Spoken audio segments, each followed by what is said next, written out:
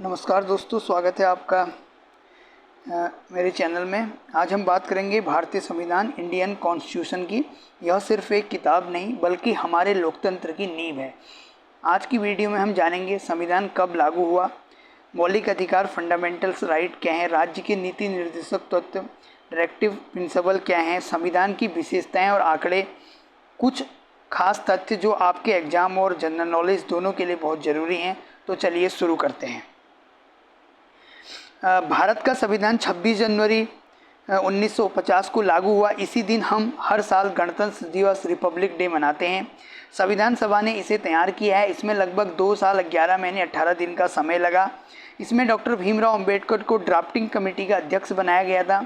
संविधान में शुरुआत में 395 अनुच्छेद, आर्टिकल्स और 8 अनुसूचियाँ शेड्यूल्स थी, लेकिन अब इसमें 438 आर्टिकल और 12 शेड्यूल हैं। अब तक इसमें 105 अमेंडमेंट्स यानी कि संशोधन किए जा चुके हैं। भारतीय संविधान को दुनिया का सबसे लंबा लिखित संविधान कहा जाता है। यदि हम बात करें संविधान की संरचना की, तो इसमें 3 स्तंभ होती हैं। एक है विधायिका, दूसरा है कार्यपालिका, तीसरा है न्यायपालिका। विधायिका में आपके संसद, लोकसभा और राज्यसभा के दोनों सदन हैं। इसमें जो भी आपके लॉ बनते हैं, बजट पास करना, सरकार पर नियंत्रण।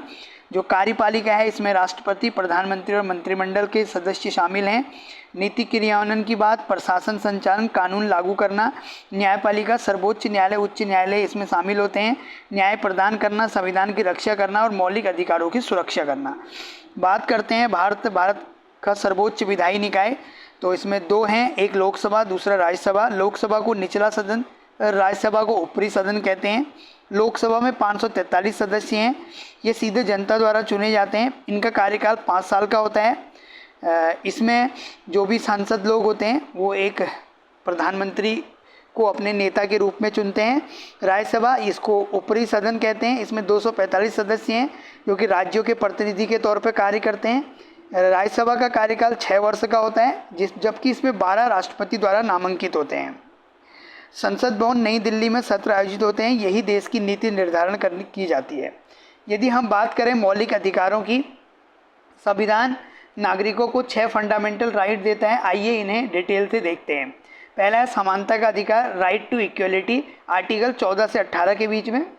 सभी नागरिक कानून के सामने समान हैं। अछूत प्रथा को खत्म किया गया है। जो आपकी उपाधि हैं, टाइटल को का भी अंत कर दिया गया है। बात करते हैं स्वतंत्रता का अधिकार, राइट टू फ्रीडम। आर्टिकल 19 से 22 तक हैं। स्पीच एंड एक्सप्रेशन की स्वतंत्रता है।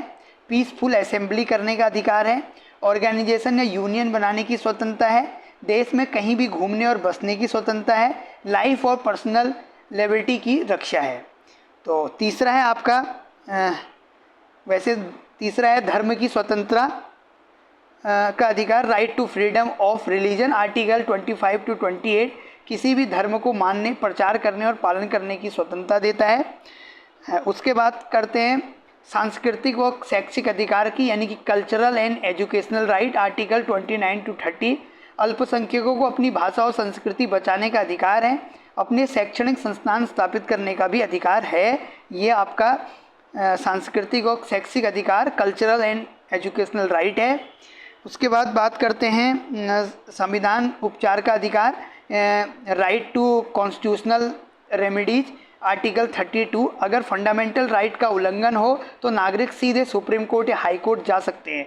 डॉक्टर अंबेडकर ने इसे संविधान की आत्मा, सोल ऑफ द कॉन्स्टिट्यूशन भी कहा है। ध्यान दें, पहले 7 फंडामेंटल राइट थे, लेकिन 1978 में 44th अमेंडमेंट द्वारा राइट टू प्रॉपर्टी को हटा दिया गया। अब यह केवल एक लीगल राइट है।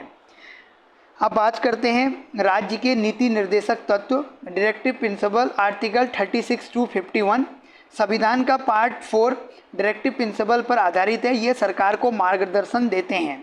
इसके यदि लक्ष्य की बात करें तो सामाजिक और आर्थिक न्याय, सोशल एंड इकोनॉमिक जस्टिस, गरीबों और मजदूरों का संरक्षण, शिक्षा एवं स्वास्थ्य सुविधाएं, महिलाओं और बच्चों की सुरक्षा, पशुओं की रक्षा, अंतर्राष्ट्रीय शांति और भाईचारा। यदि हम बात करें तो यानी नागरिक अदालत में इन्हें लागू नहीं कर सकते हैं, लेकिन सरकार के लिए गाइडेंस गाइडलाइंस की तरह काम करते हैं। Example, free of compulsory education article 45, बाद में इसे 86th अमेंडमेंट फंडामेंटल राइट बना दिया। Equal pay of equal work article 39D, village panchayat की व्यवस्था आर्टिकल 40। बात करते हैं संविधान से जुड़े कुछ आंकड़े। दोस्तों यहाँ पर कुछ आंकड़े दिए हैं। लगभग 97.8% संविधान लागू किया गया है। 67.4 प्रोविज़न का सीधा असर आम जनता पर पड़ा। 2019 तक 91.2% संवैधानिक प्रावधान प्रभावी रूप से लागू हुए। कुल आर्टिकल अभी की उसमें 448 हैं। अनुसूचियों की बात करें तो 12 हैं। अमेंडमेंट की बात करें तो 105 हैं। यह दिखाता है कि हमारा संविधान कितना जीवंत यानी कि लिविंग डॉक्यूमेंट है।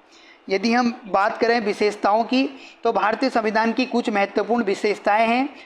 रिटन कॉन्स्टिट्यूशन है, फेडरल स्ट्रक्चर लेकिन स्ट्रॉन्ग सेंटर है, संघीय ढांचा है, धर्मनिरपेक्ष राज्य यानी कि सेकुलर स्टेट है, स्वतंत्र न्यायपालिका इंडिपेंडेंट जुडिशरी है, संशोधन प्रक्रिया अमेंडमेंट प्रोसेस है, संविधान की सर्वोच्चता सुप्रीमेसी ऑफ कॉन्स्टिट्यूशन है। संविधान न सिर्फ अधिकार देता है बल्कि नागरिकों को कर्तव्य यानी कि फंडामेंटल ड्यूटीज़ भी देता है। यदि हम इसके कंक्लूजन की बात करें तो दोस्तों आज हमने सीखा भारतीय संविधान कब लागू हुआ, इसके मौलिक अधिकार क्या हैं,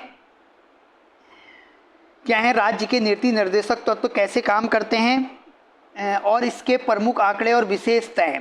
संविधान सिर्फ एक कानूनी किताब नहीं है बल्कि यह हमें जीने की आज़ादी और देश को चलाने का ढांचा देता है। यही वजह है कि हमारा सर्वोच्च कानून सुप्रीम लॉ कहा जाता है। अगर आपको यह वीडियो पसंद आया हो तो इसे लाइक और शेयर करें और चैनल को सब्सक्राइब करना मत भूलिए। धन्यवाद। Thank you.